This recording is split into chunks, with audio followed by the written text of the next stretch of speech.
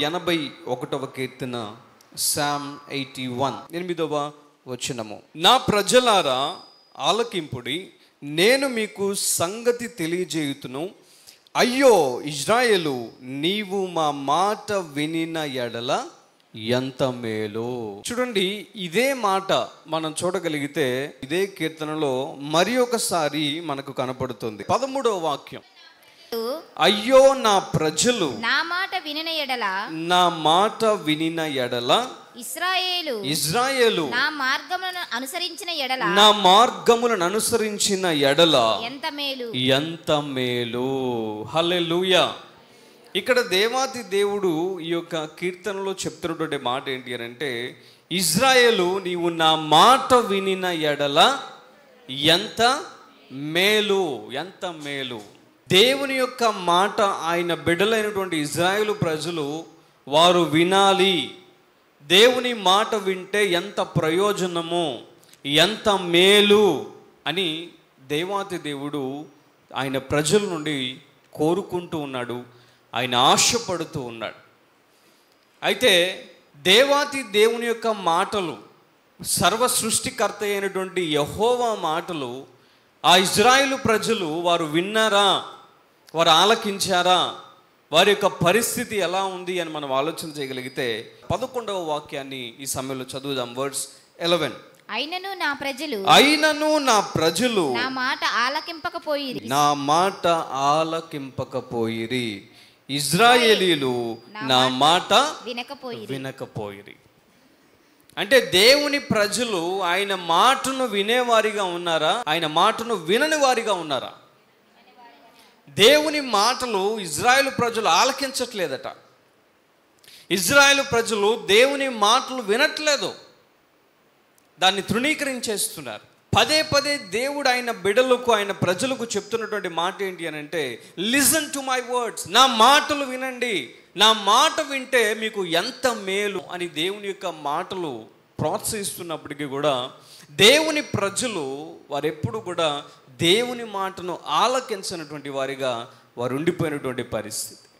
సహజంగా మనిషి జీవితంలోనే దేవుని మాట వినకుండా ప్రారంభం నుండి అలాగే తయారైనటువంటి పరిస్థితి. ఎందుకు ఈ మాట చెప్తున్నాను అని అంటే, ఈ యొక్క సృష్టి ప్రారంభంలోనే ఆదాము అవ్వ దేవుని స్వరూపంలో చేయబడి, దేవుని పోలికలో చేయబడి, దేవుని చేతితో చేయబడి, దేవుని మాట విన్నారా లేదా సాతాను మాట విన్నారా అంటే ఖచ్చితంగా మనం చెప్పగలం. ఎవరి మాట విన్నారు? సాతాను మాట విన్నారు, అపవాది మాట విన్నారు. దేవుని మాట వింటే మేలు జరుగుతుంది, దేవుని మాట వింటే మంచి జరుగుతుంది, దేవుని మాట వింటే మన జీవితానికి ఆశీర్వాదకరం.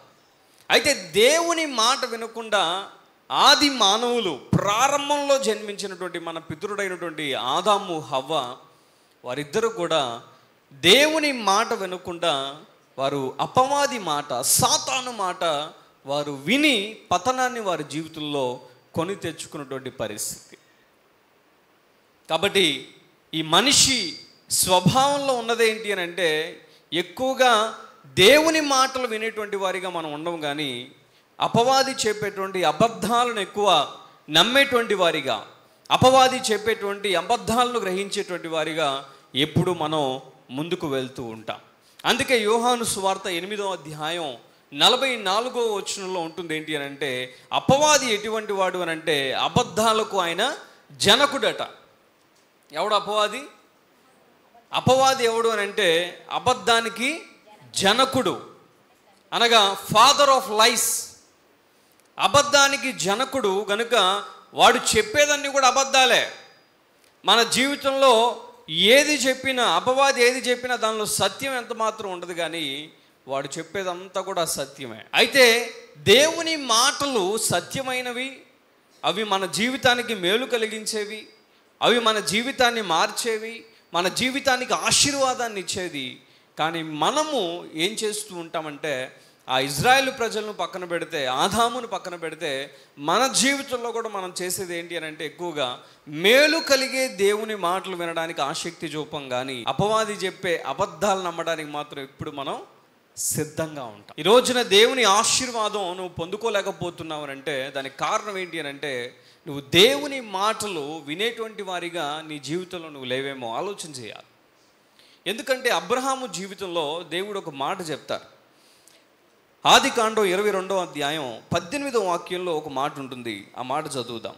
Genesis chapter 22 verse 18. అక్కడ దేవుడు అంటున్నాడు అబ్రహాముతో, మరియు నీవు నా మాట వినినందున అబ్రహాం ఏం చేశాడు అని అంటే దేవుని మాటను విన్నాడు. భూలోకములోని జనములన్నీయు నీ సంతానము వలన ఆశీర్వదింపబడును. నీ సంతానము వలన ఆశీర్వదించబడును.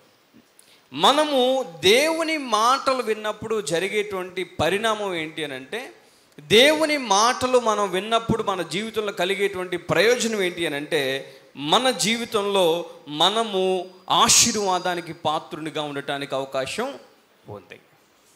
మన పితరులు అబ్రహాము, ఇస్సాకు, యాకోబు వారి జీవితంలో దేవుడు చెప్పినటువంటి మాటలు విన్నారు. దేవుడు చెప్పిన మాటను వారు గ్రహించారు. అందుకే వారి జీవితాలు మేలుకరముగా ఆశీర్వాదకరముగా మార్చబడ్డాయి. ఈ రోజున నీ జీవితంలో నిజముగా నీవు దేవుని మాటలు వినినట్లయితే, దేవుని మాటలు నువ్వు ఆలకించినట్లయితే నువ్వు ఆశీర్వాదానికి పాత్రునిగా ఉండటానికి అవకాశం ఉంటుంది. అదేవిధంగా బైబిల్ గ్రంథంలో లేవియా కాండం 26వ అధ్యాయం 21వ వాక్యంలో రాయబడి ఉంటుంది, మీరు నా మాట విననొల్లక నాకు విరోధముగా నడిచిన ఎడల నేను మీ పాపములు బట్టి మరీ 7 అంతులుగా మిమ్మును బాధించెదను అని అక్కడ రాయబడి ఉంటుంది.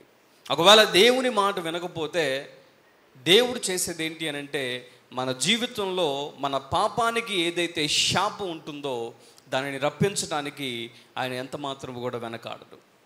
కారణం ఇజ్రాయేలు ప్రజలు అనేక మార్లు దేవుని మాట వినకుండా, మేలు కలిగించే దేవుని మాటలు వినకుండా వారి యొక్క జీవితంలో ఎప్పుడు దేవుని మాటలను ఆలకించకుండా వారు ముందుకు వెళ్ళారు. దాని ద్వారా అనేకమైనటువంటి ఘోరమైనటువంటి పరిస్థితులకు వారు లోనవ్వాల్సినటువంటి పరిస్థితి. నువ్వు నిజముగా దేవుని నుండి ఆశీర్వాదాన్ని పొందాలి అని నువ్వు ఆశపడితే, నిజముగా దేవుని కృప నీ జీవితాన్ని అనుభవించాలని నువ్వు కోరుకుంటే నువ్వు సాతాను చెప్పేటువంటి అబద్ధాలను నమ్మడం కాదు, కానీ దేవాంతి దేవుడు చెప్పే మాటను మనం వినాలి. ఎందుకంటే ఆ మాట వల్ల మన జీవితంలో ఏం జరుగుతుందట? మేలు జరుగుతుంది.